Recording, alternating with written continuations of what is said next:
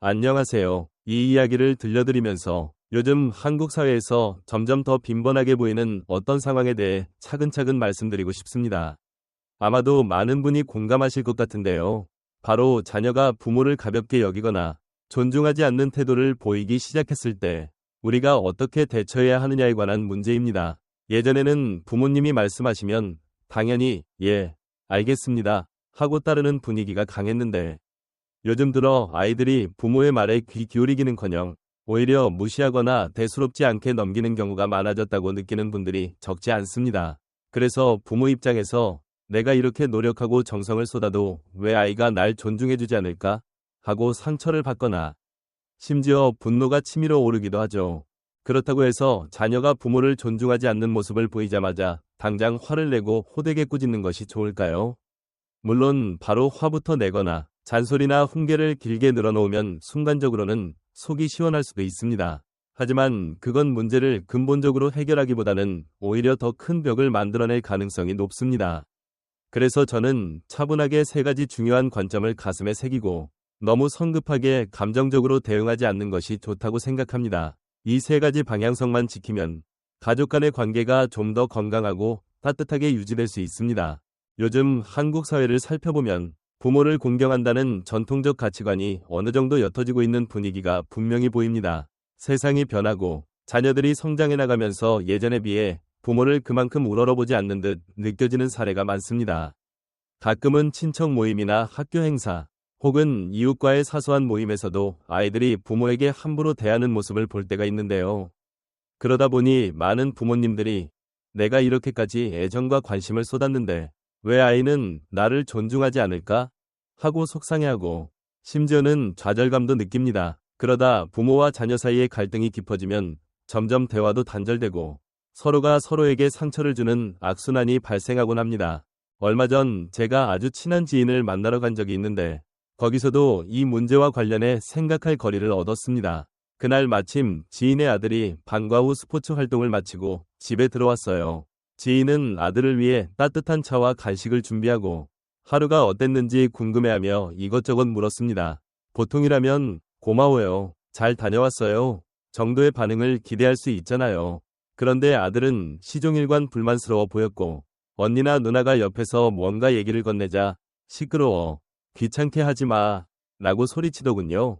지인은 순간 당황스러워했지만 뭐라 하지도 못하고 그저 묵묵히 슬픈 표정으로 아들을 바라볼 뿐이었습니다. 전 그 광경을 보면서 마음이 무겁더라고요.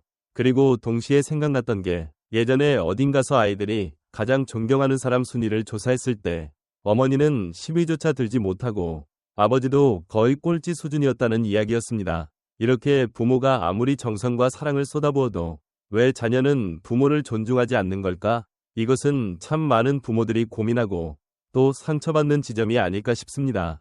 자, 그렇다면 아이가 예전처럼 부모에게 존경심을 보이지 않을 때 과연 우리는 어떻게 대응하면 좋을까요? 서둘러 감정적으로 폭발하는 대신 몇 가지 핵심 포인트만 기억해둔다면 좀 더 부드럽고 현명하게 넘어갈 수 있습니다.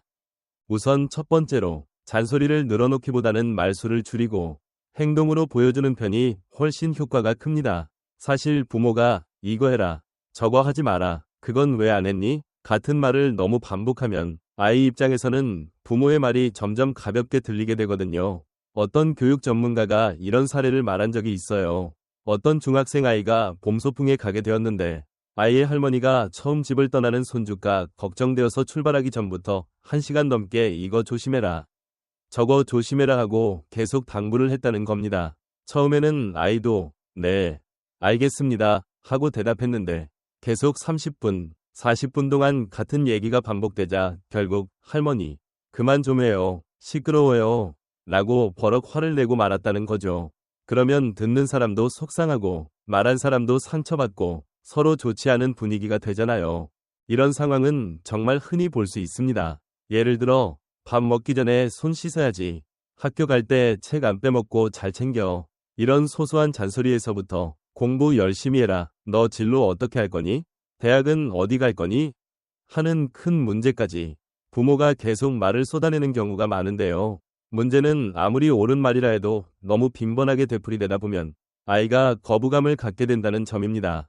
부모가 자녀에게 진심으로 충고하고 싶어도 이미 잔소리로 들리기 시작하면 아이는 아, 또 시작이네 하고 귀를 막아버릴 수 있습니다. 그래서 오히려 부모의 말을 무시하거나 어기는 쪽으로 반항심을 보이기도 하죠.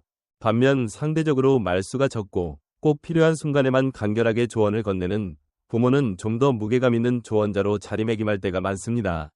너 요즘 휴대전화 많이 보는데 눈 건강 조심해라. 그리고 밖에 나갈 때는 안전벨트 잊지 마. 같은 짧고 핵심적인 말이 아이에게는 오히려 아, 부모님이 나를 진심으로 걱정해주고 있구나 하고 받아들여질 가능성이 높은 겁니다. 게다가 말을 아끼는 부모는 평소 자녀가 뭘 고민하고 있는지 더 주의 깊게 지켜본 뒤 꼭 필요한 타이밍에만 조언을 주기에 그 말이 훨씬 설득력 있게 다가옵니다. 예전 어떤 학자가 말이 많으면 위험을 잃는다 는 취지의 말을 한 적이 있습니다. 이 말은 가정교육에도 그대로 적용된다고 봅니다. 부모가 지나치게 말이 많으면 교육의 핵심 메시지는 희미해지고 자녀의 경청 태도도 약해집니다. 경청이 사라지면 자연히 존중심도 약해지고 결국 부모와 자녀 간의 관계는 불편해질 가능성이 큽니다. 그래서 혹시 요즘 내 아이가 나를 존중하지 않는 것 같다면 먼저 내가 지나치게 잔소리가 많지는 않았나 스스로 점검해 볼 필요가 있습니다. 당장 뭔가를 지적하거나 길게 설교하기보다는 말 대신 내가 하는 행동으로 모범을 보이고 자녀가 궁금해하거나 필요로 할 때만 간결하고 분명하게 말해주는 식으로 바꿔보면 어떨까 싶습니다.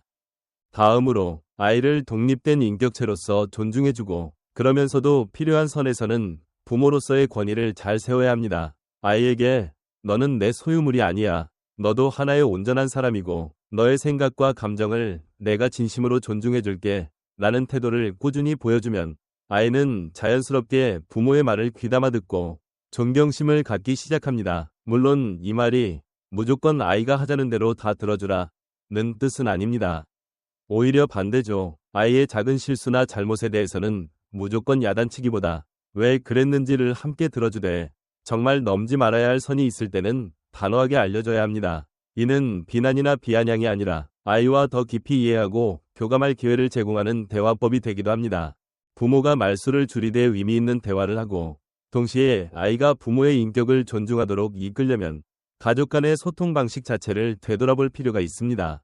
예컨대 어느 집에서는 아이가 성적이 떨어지자 어머니가 무턱대고 학원에 보내려고 고집을 부렸지만 아이가 전혀 말을 듣지 않아 갈등이 격화된 일이 있었습니다. 급기야 어머니가 딸 앞에 무릎을 꿇고 제발 학원 좀 다녀다오 라고 애원했는데 정작 딸은 화를 내면서 집을 뛰쳐나가 버렸다고 합니다. 어머니는 눈물을 흘리며 애원했지만 딸은 나보고 어쩌라고 하는 식으로 냉정한 태도를 보였습니다. 이처럼 부모가 사랑하는 마음으로 간절히 말하거나 무릎 꿇는 극단적 행동까지 해도 자녀가 오히려 그 모습을 불편해하고 분노를 폭발시킬 때가 있죠. 어떤 이가 부모가 지나치게 저자세가 되면 오히려 아이가 부모를 우습게 본다 라고 말하던데 저는 그 말에 어느 정도 일리가 있다고 봅니다. 특히 가족 내에서는 부모가 자연스럽게 행사해야 할 권위와 책임이 있습니다. 아이를 인도하고 보호하라는 권리와 의무인데 이것이 과도하게 희석되어 버리면 아이는 오히려 부모가 다 해줄 거야 혹은 부모가 내 눈치를 볼 수밖에 없을 거야 하고 생각할 위험성이 있습니다. 물론 집안 분위기가 부드럽고 서로 존중하는 형태로 가면 이상적이겠지만 반드시 지켜야 할 기본 규칙조차 흐트러진다면 가정이 더 복잡해지고 갈등이 커집니다. 예를 들어 아이가 싸움을 일삼거나 숙제를 전혀 하지 않으면서도 부모가 그렇게 해도 괜찮다는 듯 묵인해버리면 아이는 점점 부모를 가볍게 보고 명백한 잘못이 있어도 사과하거나 반성하지 않을 수 있습니다. 그렇다면 어떤 태도가 필요할까요? 바로 이건 잘못된 행동이다. 혹은 이 선은 넘지 말아야 한다. 는 것을 아이에게 분명히 알려주는 태도입니다. 한 예로 어떤 가정에서 딸이 TV나 인터넷 영상을 보느라 식사를 제때 하지 않았는데 아버지는 기다려주기만 하다가 식사가 끝날 때쯤 딸이 오면 반찬을 따로 챙겨주곤 했다고 합니다. 그런데 어느 날부터는 아버지가 밥 먹을 시간에 오지 않으면 더 이상 반찬을 따로 남기지 않겠다고 선언하고 그대로 실천했습니다. 처음에 딸은 몹시 화를 내면서 울고불고 했지만 조금 지나자 식사 시간을 지키지 않으면 내 밥이 사라지는구나 라고 깨달았고 그 뒤부터는 아버지를 더 이상 우습게 보지 않았습니다. 오히려 아버지의 단호한 태도를 보고 아, 가족이 함께 식사하는 건 소중한 거구나. 내가 선을 넘었구나. 라는 걸 알게 된 거죠. 그리고 감사함도 조금씩 배우게 되었다고 합니다.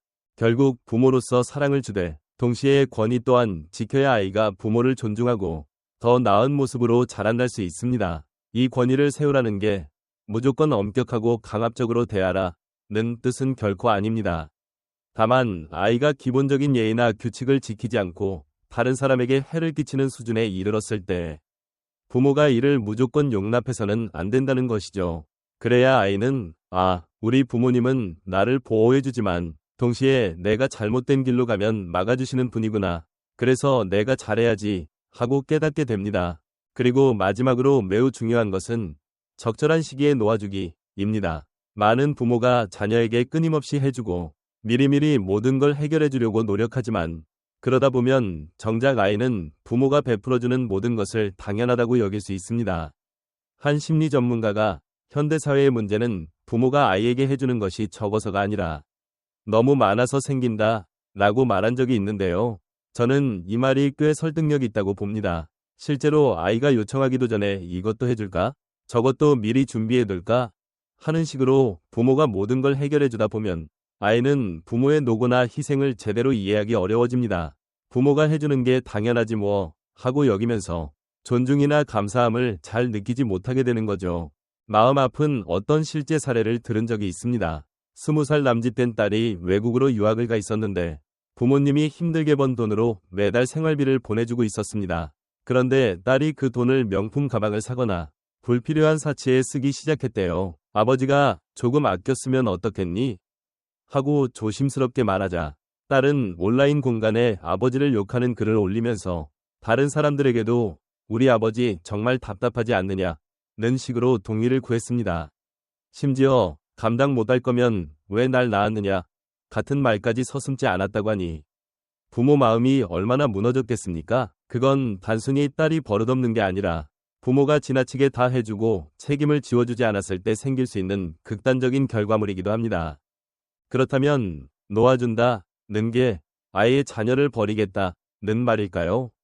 전혀 아닙니다. 오히려 진정한 의미의 놓아줌은 아이로 하여금 스스로 삶을 책임지고 자기 행동의 결과도 감수하게 만들면서 점차 부모의 수고와 희생을 알아가도록 하는 과정입니다. 실제로 어떤 집에서 중학생 딸이 최신 휴대전화를 사달라고 조르며 사주지 않는 엄마를 원망하고 엄마는 짜증나 라고 말하곤 했는데 엄마가 어느 순간부터는 그래 그 휴대전화 네가 직접 돈 벌어서 사보렴. 난 너한테 더 이상 핸드폰을 사줄 생각이 없어 하고 선언했습니다. 그리고는 집안일도 이전처럼 다 해주지 않고 딸이 자기 방을 치우지 않으면 그냥 그대로 두고 옷이나 이불도 각자 스스로 해결하도록 바꿨다는 겁니다. 처음엔 딸이 대단히 반발했지만 시간이 흐를수록 이게 원래 이렇게 힘들구나. 내가 평소에 누리고 있던 게 그냥 생기는 게 아니었구나 라고 깨달으면서 태도가 많이 달라졌다고 합니다. 방학 동안 아르바이트를 해서 용돈을 벌어보니 몸은 힘든데 돈은 많이 벌리지 않았고 그제야 부모님이 땀 흘려 일하며 번 돈으로 자신을 돌봐왔다는 사실에 감사하게 되었다는 거죠. 결국 좋은 교육이라는 것은 아이를 편안한 온실 속에만 두는 것이 아니라 현장에서 직접 일하고 부딪히고 깨져보게 하면서 부모의 헌신과 희생도 몸소 느끼게 만드는 과정이라고 생각합니다. 그렇게 스스로 깨달아야 비로소 부모에 대한 존경심도 생기고 부모님의 사랑은 공짜가 아니구나. 내가 받은 것을 나도 언젠가 돌려드려야지 하는 마음도 갖게 되기 때문입니다. 아이가 부모를 존중하고 고마워하는 마음을 배우게 만드는 가장 효과적인 길은 바로 부모가 모든 것을 대신 처리해주지 않고 스스로 책임져 볼 기회를 준 뒤에 이게 얼마나 힘든 일이었는가를 알게 하는 거라고 할 수 있겠죠. 아무리 부모가 아이를 사랑하고 자녀가 잘 되길 바라는 마음이 크다 해도 과도한 보호나 지나친 간섭은 아이를 무기력하게 만들 수 있습니다. 그래서 어느 심리학자는 아이에게 틀릴 기회를 주는 것을 두려워해서는 안 된다 라고 말합니다. 아이가 실수하거나 실패하는 것은 부끄러운 게 아니라 자라나는 과정의 일부이기 때문이죠. 오히려 부모가 모든 걸 막아주고 실수를 바로잡아주며 과잉 돌봄을 하면 아이는 점점 의존적이 되고 부모가 없으면 아무것도 못하는 사람이 될 위험이 큽니다. 그 결과 아이는 점점 부모의 말을 무시하기도 하고 존중도 잃어버리며 어쩌면 부모를 당연한 봉처럼 여길지도 모릅니다. 그러니까 사랑이라는 이름으로 무조건 다 해주는 것이 능사가 아니라 아이를 자율적으로 키우고 때로는 아이가 직접 시행착오를 겪도록 하는 편이 훨씬 더 큰 교육 효과를 가져올 수 있다는 점을 잊지 말아야 합니다. 아이가 부모님이 해주시는 게 정말 큰 수고와 헌신이었구나 를 깨닫게 되는 순간 그때 비로소 마음 깊은 곳에서 존경과 감사가 생기기 마련이니까요. 이처럼 잔소리를 줄이고 부모의 권위를 적절히 세우며 필요한 시점에 자녀를 놓아주는 태도는 지금 당장 아이가 반발할 수도 있겠지만 길게 보면 훨씬 건강한 가족 관계를 만들어줍니다. 저는 이것이야말로 자녀 교육의 핵심이라고 생각합니다. 왜냐하면 우리가 아이에게 줄 수 있는 최고의 선물은 자신이 받은 사랑과 보살핌이 당연한 것이 아니라 소중하다는 사실을 깨닫게 해주는 것이고 동시에 스스로 책임지고 살 수 있는 용기와 능력을 길러주는 것이기 때문입니다. 자, 여기까지가 부모와 자녀 관계에서 기억했으면 하는 세 가지 큰 줄기였어요. 그런데 이 영상 혹은 이 이야기를 듣는 분 중에는 내가 자녀에게 필요한 만큼 다 해주고 이제 아이들도 어느 정도 컸는데 과연 노년에는 어떻게 해야 하나? 하는 분들도 있을 거예요. 그래서 이어서 제가 덧붙이고 싶은 이야기가 있습니다. 바로 노후에 자녀를 지나치게 의지하지 말자는 것입니다. 솔직히 한국 사회에서 많은 부모님들이 자녀가 나중에 나를 돌봐줄 것이라고 기대하지만 현실은 녹록지 않을 때가 많습니다. 자녀들 역시 자기 가정과 생활이 바쁘다 보니 부모를 자주 찾아뵙기가 쉽지 않고 결국 부모 입장에서는 서운함과 허전함을 느끼게 되는 거죠. 저는 이런 상황에 대해서도 아주 중요한 교훈이 있다고 봅니다. 바로 자녀에게 모든 희망을 걸지 않고 내가 나를 돌볼 수 있도록 준비하는 것이 어쩌면 진정한 행복으로 가는 길일 수 있다는 점입니다. 부모가 자녀에게 기대하다가 실망하면 그 상처가 정말 큽니다. 그런데 애초에 자녀는 자녀의 삶이 있고 나는 나의 삶이 있다. 필요한 정도의 연결과 도움은 서로 주고받되 내 노후를 전부 자녀에게 맡기지 않겠다.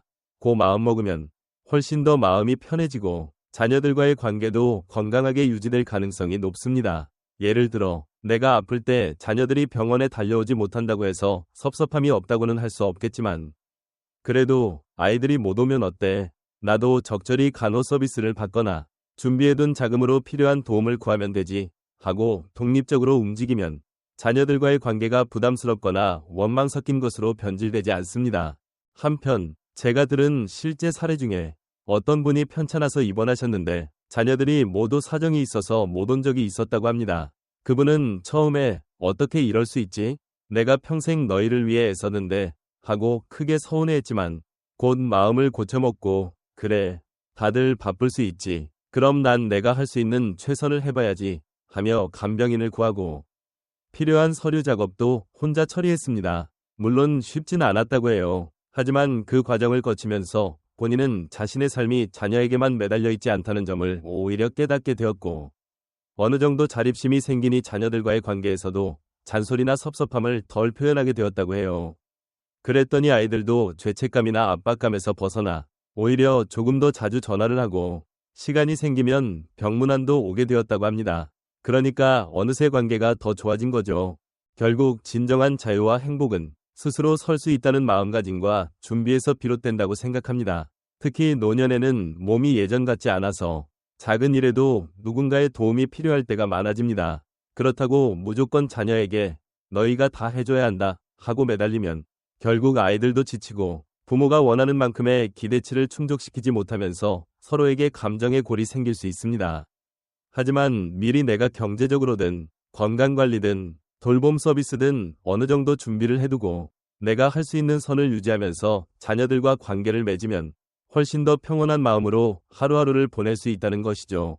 그리고 막상 내가 그렇게 자립하고 나니 자녀들도 우리 부모님 정말 대단하시네. 그냥 쉽게 의지하려고 하지도 않고 오히려 내가 더 잘해드려야겠구나 하고 생각하게 될 수도 있습니다. 물론 모든 자녀가 그렇다고 장담할 수는 없지만 적어도 부모가 자녀 인생을 통째로 붙잡고 기대하는 모습보다 스스로 서서 자녀를 응원해주는 모습이 훨씬 존경스럽게 보일 가능성이 높습니다. 이런 분위기가 이어지면 결국 부모와 자녀 모두가 서로를 더 배려하고 존중하는 관계로 발전하지 않을까 싶습니다. 정리하자면 지금까지 말씀드렸던 자녀 교육과 노후 대비에 대한 이야기는 결국 한 가지로 연결됩니다. 즉, 자녀에게 무조건 잔소리하지 말고 부모의 권위를 제대로 세우며 동시에 아이를 적절히 놓아줌으로써 감사와 존경을 배우게 하고, 노년에는 자녀에게 모든 걸 의지하기보다는 내가 스스로를 돌볼 준비를 하자는 것입니다. 그렇게 하면 자녀들도 점차 부모의 수고를 알아가고 부모에게 감사를 느끼며 필요할 때 선뜻 도움을 주는 마음이 생길 것입니다. 그리고 부모 또한 자녀가 곁에 없더라도 자신의 삶을 살아갈 수 있는 독립성과 자유를 누리게 됩니다. 특히 자녀가 어느 정도 성장했다면, 얘야, 이제 너도 자신의 인생을 책임질 시기가 왔구나. 엄마 아빠는 늘 너를 사랑하지만 그렇다고 너 대신 모든 걸 해줄 순 없단다 하고 다독여주되, 실제로도 행동으로 그런 태도를 보여주는 것이 중요합니다. 그러면 아이는 시간이 걸리더라도 언젠가 부모가 자신을 독립된 사람으로 인정해주고 있다는 느낌을 받으면서 자발적으로 성숙해질 가능성이 커집니다. 그리고 그렇게 자랄수록 부모에 대한 존중도 자연스레 싹트게 되죠. 사랑도, 존중도 사실은 강요로 생기는 게 아니라 부모와 자녀가 서로를 독립적인 존재로 대하고 적절히 거리를 지켜주는 가운데 자연스럽게 피어나는 거라고 생각합니다. 마지막으로 조금 더 솔직하게 이야기하자면, 우리 주변에 자녀가 나를 나중에 잘 돌봐주겠지 라고 굳게 믿었다가 막상 필요할 때는 자녀들이 오지 않아 큰 상실감과 외로움을 겪는 분들이 많습니다. 이건 비난할 수도 없어요. 자녀들도 회사 일이 급하거나 아이가 어리거나 본인 사정이 있는 법이니까요. 그래서 왜 안 와? 하고 분노해봤자 상황은 바뀌지 않습니다. 오히려 부모가 자신에게 주어진 환경과 자원을 잘 활용하여 편안한 노후 생활을 영위하는 편이 자녀와의 관계 면에서도 이롭다는 점을 꼭 강조하고 싶어요. 저는 이 이야기를 공유하면서 우리가 아이에게 건강한 존중을 받기 위해서는 먼저 우리의 태도를 돌아봐야 하고, 나아가 우리 스스로도 늙어서까지 자녀에게 전적으로 기대기보다는 자립을 준비해야 한다는 메시지를 전하고자 했습니다. 너무 어렵게 느껴질 수도 있지만 조금씩 마음을 바꾸고 행동을 고쳐나가면 가능한 일이라고 믿습니다. 그리고 이런 자세가 쌓일수록 부모와 자녀가 서로 조금 더 성숙하고 독립적인 관계로 발전할 거예요. 그것이 바로 진정한 사랑이자 서로에게 주는 최고의 선물이 아닐까 합니다.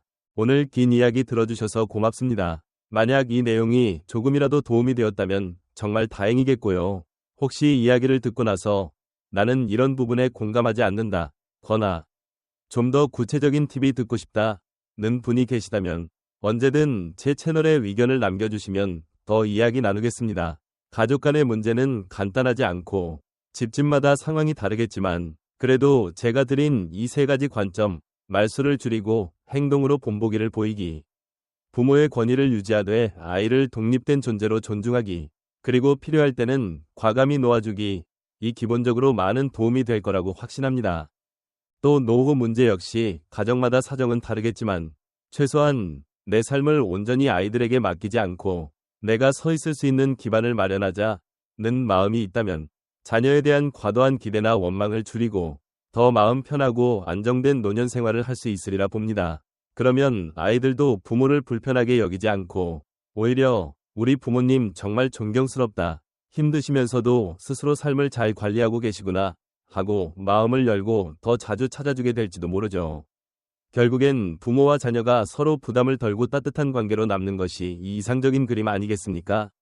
저는 우리의 삶에서 사랑과 존중이 함께 깃들려면 오히려 적당한 거리 두기와 자율성이 꼭 필요하다고 생각합니다.